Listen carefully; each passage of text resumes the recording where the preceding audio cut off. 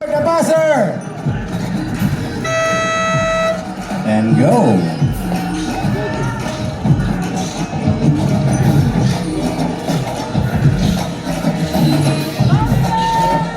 Let's go, Iya! Let's go, Iya.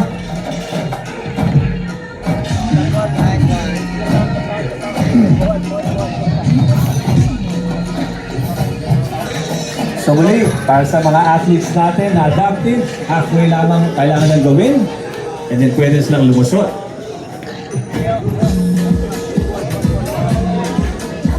Head to head na sila.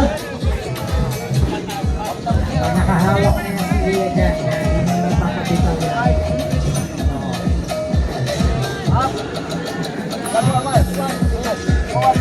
Okay. Again, yan sinasabi natin muscle memory. Alam niya yung height, alam niya yung reach dapat. Over. Standard setup. Under. And through the window.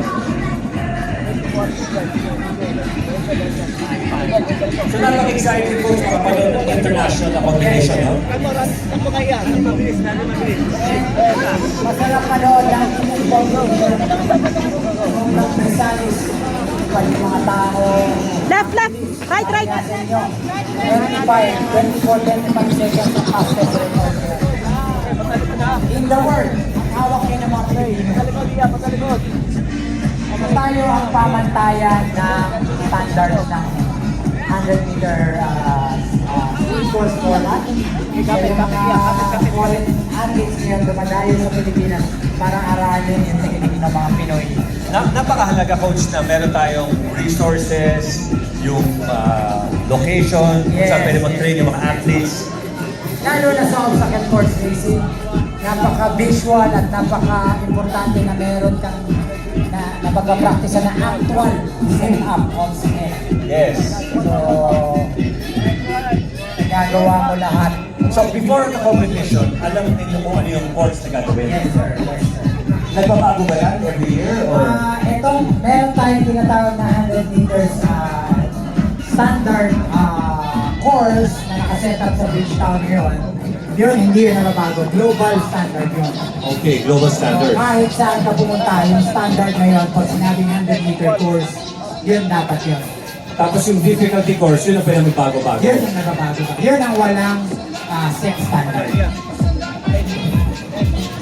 Kasi yun dapat pag-iba-iba para walang familiarity yung mga athletes. So, you find out on the day itself or? On the day itself, makikita mo, uy. May ganun pala. May ganun. Ito. So, kung hindi ka nakapag-train masyado dito sa particular activity, bigyan ka lang ng konting time to warm up or to feel the grips. And then that's it. wow. Ito, nasa wave ball na. Let's go, Janelle! Okay, yung ating mga adaptive, kahawak lang sila dyan, hindi nyo kailangan umakyat. Okay, anyway, si Janelle, inakyat niya na. Determinado. Determinado. Determinado. Ayan. Alalay, pababa. Wait lang.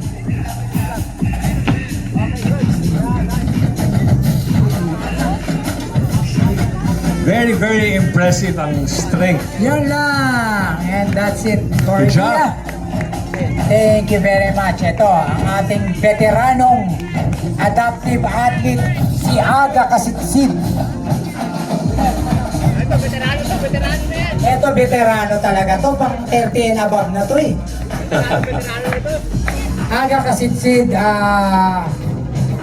started in ultra running. He runs